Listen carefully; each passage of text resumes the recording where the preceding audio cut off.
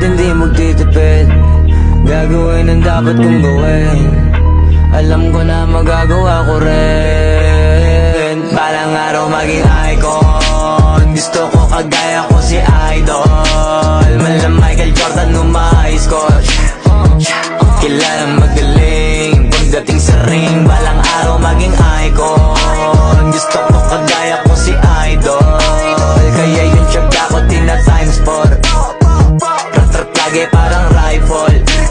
Huwag na huwag ka kakagat sa fake.